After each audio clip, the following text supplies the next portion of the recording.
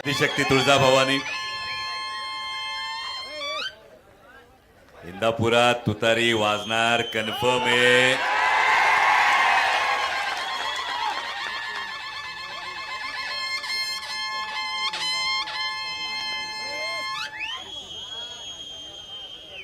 म्हणजे 23 तारखेला गुलाल तुतारीचा आहे, गुलाल हर्षवर्धन भाऊंचा आहे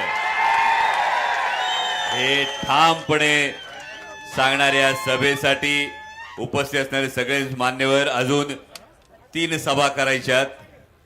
त्यामुळे हेलिकॉप्टरनी वेळेत टेक ऑफ करून अजून 3 सभा करायच्या जाऊन. त्यामुळे फार जास्त वेळ बोलणार नाही. पण मगाशी हर्षवर्धन भाऊ जे म्हणाले त्या पद्धतीने लोकसभेला गुलाबी जॅकेटवाले लोक विचारत होते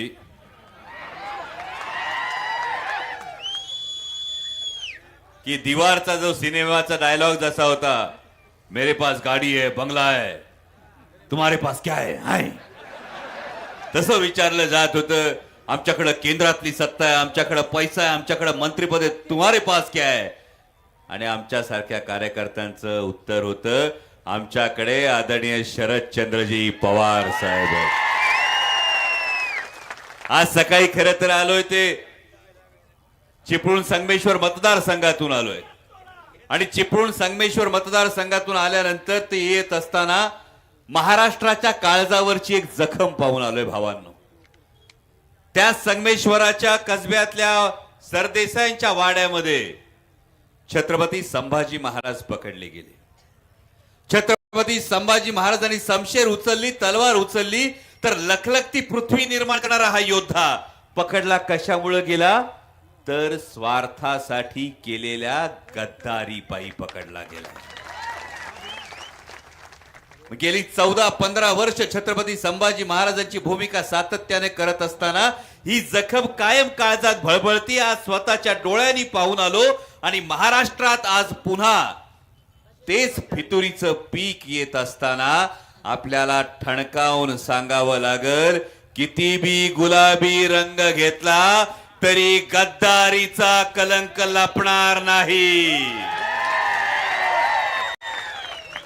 गेल्या 2-3 दिवसात काही जणांनी भूमिका घेतली असेल. आमच्यातलेच काही जण मलिदा गँगच्या नादी लागल्याचं कानावर आलं माझ्या. पण त्याची काळजी करू नका. महाराष्ट्रात लोकसभेला तुम्ही सगळ्यांनी जो काही निकाल दिला, म्हणजे या लोकसभा मतदारसंघासाठी अख्ख्या देशाचं लक्ष लागून राहिलं होतं. प्रत्येक जण विचारायचा, बारामतीमध्ये काय होणार, बारामतीमध्ये काय होणार, बारामतीमध्ये काय होणार, हे प्रत्येक जण विचारत असताना तुम्हा सगळ्या बहादरांचं कौतुक केलं पाहिजे का तुम्ही तुतारी अशी वाजवली का अख्ख्या देशात संदेश गेला की महाराष्ट्र हा 50 खोक्यात विकला जात नाही. महाराष्ट्र ईडी सीबीआय इन्कम टॅक्सच्या समोर झुकत नाही. स्वाभिमानी मराठी माणूस उगाच पेटत नाही, पण एकदा का तो स्वाभिमानाने पेटला तर कुणाच्या बापाच्याने तो आवरत नाही, हे तुम्ही दाखवून दिलं. आणि म्हणूनच 2 जुलै 2023 ला जेव्हा पक्ष फुटला, हा पक्ष फुटल्यानंतर अनेकांनी वेगवेगळ्या भूमिका घेतल्या. पण आता गुलाबी जॅकेटवाल्यांना, त्यांच्या राष्ट्रीय अध्यक्षांना, भारतीय जनता पक्षाला सांगावं लागतंय, गंमत बघा, काय वाट लागायली, गंमत बघा. जे विकासासाठी गेले होते, मांडीला मांडी लावून महायुतीचं सरकार स्थापन केलं होतं, आणि जे येऊन विकासावर गप्पा हाणत होते, भारतीय जनता पक्षवाले येतात आणि सांगतात बटेंगे तो कटेंगे. आणि गुलाबी जॅकेटवाल्यांना सांगावं लागतं हे आम्हाला मंजूर नाही. आणि मान्य देवेंद्रजी फडणवीस टीव्ही वरच्या मुलाखतीत सांगतात, नया है वह. अरे 35 वर्ष समाजकारणात राजकारणात काढलेल्या माणसाला देवेंद्रजींनी काल मीडिया समोर तुमच्या समोर सांगितलं ते नवीन आहेत. पण जे कोणी बटेंगे ते कटेंगे सांगतायत त्यांना मला आवर्जून सांगायचंय की अरे तुमचा निम्मा उत्तर प्रदेश पोट भरायला महाराष्ट्रात येतो आणि तुम्ही आम्हाला शिकवायला चालले होय बटेंगे तो कटेंगे. पण त्यांना आपल्याला हे निक्षून सांगावं लागेल, हा महाराष्ट्र शिवशाहू फुले आंबेडकरांच्या विचारानं चालतो. हा महाराष्ट्र सर्व धर्म समभावाच्या विचारानं चालतो. त्यामुळे बटेंगे तो कटेंगे सारखी विषारी बीज तिकडं गंगा यमुने काठच्या भुसभुशीत मातीत उगवत असतील. हा काळ्या पाषाणाच्या सह्याद्रीचा महाराष्ट्र आहे, जिथं 18 पगड जातीच्या लोकांना एकत्र घेऊन छत्रपती शिवाजी महाराजांनी 12 बलुतेदार 16 अलुतेदारांना घेऊन स्वराज्याचं स्वप्न रचलं. आणि म्हणून सांगतो भावांनो, ही निवडणूक आपल्या अस्मितेची आहे, ही निवडणूक महाराष्ट्र धर्माची आहे. कारण हे जेव्हा सांगतात येऊन वेगवेगळे प्रचार केले जातात, जातीवर प्रचार केला जातो, धर्मावर प्रचार केला जातो. पण कोणी जाती धर्मावर जेव्हा प्रचार करायला येतील तेव्हा त्यांना आवर्जून सांगा, जर विकासासाठी तुम्ही गेल्या वेळी गद्दारी केली होती. विकास म्हणजे फक्त इमारती बांधणं, रस्ते तयार करणं होत नाही. विकासामध्ये माणसं उभी राहावी लागतात. आणि जर महाराष्ट्रामध्ये दिवसाला 8 शेतकरी आत्महत्या करत असतील, दिवसाला 8 शेतकरी आत्महत्या करतायत, महिन्याला 200 शेतकऱ्यांच्या दारात तिरडी ठेवली जाते, 200 शेतकऱ्यांचं सरण रचलं जातं आणि 200 शेतकऱ्यांची लेकरं अनाथ होतात. कुठल्या विकासासाठी गुलाबी जाकीट घालता तुम्ही? प्रश्न विचारावा लागेल. म्हणजे 2014ला सोयाबीनचा भाव होता 5,800 रुपये. 14 पासून पेट्रोल झालं दुप्पट, डिझेल झालं दुप्पट, डीएपीची बॅग झाली तिप्पट. सोयाबीन गेलं 5,800 वरून आता किती? 3,400 वर सोयाबीन आलं. शेतकऱ्यांनी जगायचं कसं? आमच्या कांद्याला जेव्हा भाव मिळतो तेव्हा कांद्याची निर्यात बंदी केली.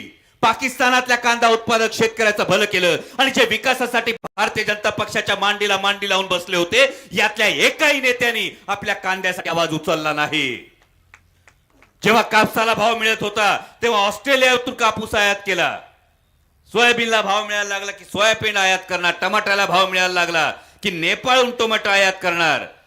आणि त्यामुळं जे भारतीय जनता पक्षाच्या मांडीला मांडी लावून शेतकऱ्याच्या ताटात माती कालवतील, ते गुलाबी असू नाही तर जांभळे, त्यांच्या राजकीय स्वप्नांना मूठ माती दिल्याशिवाय आता गप्प बसायचं नाही. एवढी गोष्ट लक्षात ठेवा. महाराष्ट्रभर फिरतोय, महाराष्ट्रातलं वातावरण तुम्हाला कळलं असेल. लोकसभेला तुम्ही जो निकाल दिला तेव्हा मीडियातले आमचे सगळे बांधव म्हणाले की नाही नाही, लोकसभेला माननीय पवार साहेबांची लाट होती. जर लोकसभेला आदरणीय पवार साहेबांची लाट होती तर आज महाराष्ट्रात जवळपास 125 पेक्षा जास्त मतदारसंघातून जाऊन आलोय. खात्रीने सांगतो, लोकसभेला जर लाट होती तर आता सुनामी आली, सुनामी.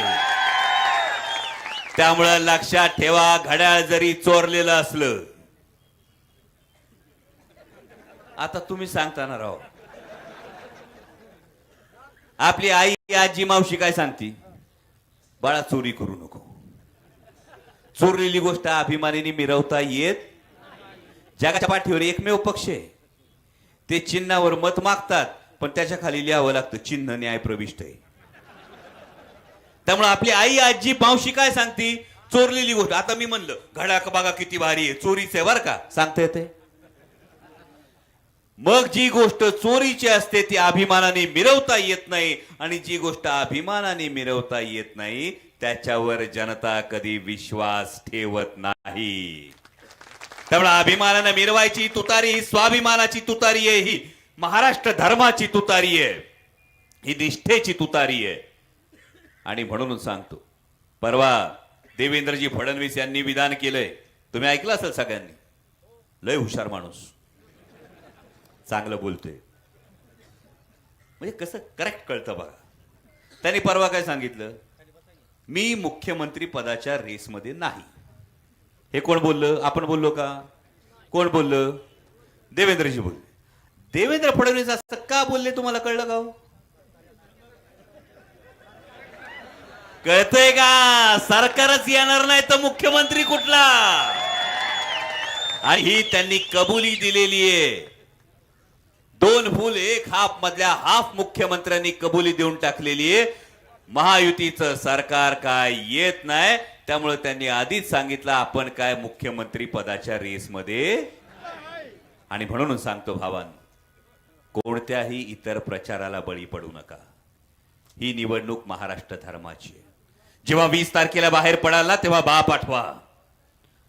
तो बाप ज्यांनी सावलीसाठी डोक्यावर छप्पर तयार केलेलं असतं, आधारासाठी भिंती उभ्या केलेल्या असतात, हाडाची काळं केलेले असतात, रक्ताचं पाणी केलेलं असतं, पण पोरांचं सुख पाहिलेलं असतं. विचार करा, असा बाप आयुष्याच्या संध्याकाळी जर घराच्या अंगणात बसला आणि मागून कुणी अख्खं घर घेऊन गेलं तर त्या बापाला काय वाटेल? मागून अख्खच्या अख्खं घर कोणी नेलं तर बापाला काय वाटेल? अशीच परिस्थिती 2 जुलैला झाली होती. ज्या आदरणीय पवार साहेबांनी 55-60 वर्ष तुमच्या हितासाठी, तुमच्या पीक पाण्यासाठी, तुमच्या सुखासाठी, तुमच्या भविष्यासाठी दिली होती, त्या पवार साहेबांकडून पक्ष, चिन्ह, नेते सगळं एका क्षणात असं हिरावून नेलं. तुमच्या माझ्या बाबतीत असं झालं तर एखादा माणूस कोलमडून पडल. आणि दिल्लीतले नेते गिधाडासारखे बसले होते टक लावून की आता महाराष्ट्र शरण जाईल, आता महाराष्ट्र गुडघ्यावर येईल. पण तो 84 वर्षाचा योद्धा उठला आणि तो म्हटला, मी झुकणार नाही, मी वाकणार नाही, मी लढणार, मी लढणार आणि लढून जिंकून दाखवणार. एवढं सांगतो भावांनो. उतार वयातल्या बापाला हरू द्यायचं नसतं. उतार वयातल्या बापाला हरू द्यायचं नसतं. काही झालं तरी बापाला कधी विसरायचं नसतं. त्याच्या चेहऱ्यावरच्या सुरकुत्यात सुख होऊन व्हायचं असतं.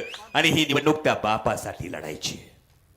ज्यांनी कोणी पाठीत खंजीर खुपसला, वार काळजावर झालाय, पाठीत खंजीर खुपसलाय, जखम काळजावर झालीये, उत्तर द्यायचंय 20 तारखेला त्या बापाला आठवून बाहेर पडा. आणि तुतारी वाजवल्याशिवाय तुतारी अशी वाजवा, तुतारी अशी वाजवा का घड्याळाची टिकटिक थांबली पाहिजे. आणि महाराष्ट्रात छत्रपती शिवाजी महाराजांचा, महात्मा फुले, राजर्षी शाहू, डॉक्टर बाबासाहेब आंबेडकरांचा विचार आज जागला पाहिजे. महाराष्ट्र धर्म जागला पाहिजे.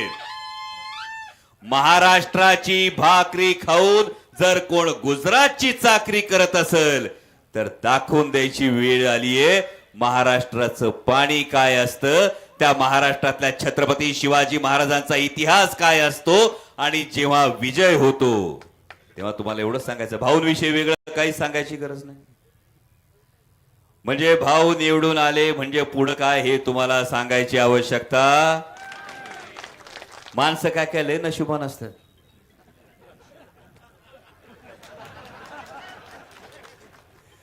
म्हणजे भाऊंच्या डोक्यावर, इंदापूरच्या डोक्यावरचा लाल दिवा तसाच राहील याची तुम्हाला सगळ्यांना मनोमन खात्री असेल. हा पण जबाबदारी तेवढी आहे.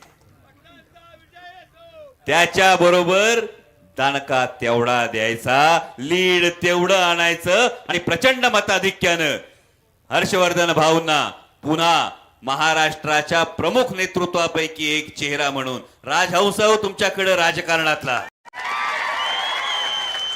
म्हणजे आमच्यासारखी माणसं लहानपणी मी सांगितलं त्या दिवशी इंदापूरच्या सभेत सुद्धा कलाकार होतो, शिवनेर भूषण पुरस्कार द्यायला भाऊ मंत्री होते, मंत्री आले होते. आणि हर्षवर्धन भाऊनी स्वतःच्या हाताने जेव्हा डोक्यावर फेटा बांधला, भाऊ आज मनापासून ऋण व्यक्त करतो तुमचे. त्या दिवशी जेव्हा तुम्ही डोक्यावर तुमच्या हाताने फेटा बांधला तेव्हा आमची छाती चौडी झाली होती. आज तुमच्या डोक्यावर पुन्हा एकदा आमदारकी आणि त्यानंतरचा फेटा बांधला जावा यासाठी माझा उपयोग झाला, यात मी कृतकृत्य मानतो. त्यामुळे तुम्हाला एवढंच सांगतोय, रामकृष्ण हरी. धन्यवाद. जय शिवराय. धन्यवाद डॉक्टर साहेब. आपण या ठिकाणी उपस्थित राहिलात. हर्षवर्धन पाटील साहेब देखील या विराट सभेच्या निमित्तानं उपस्थित राहिले. आपल्या सर्वांचं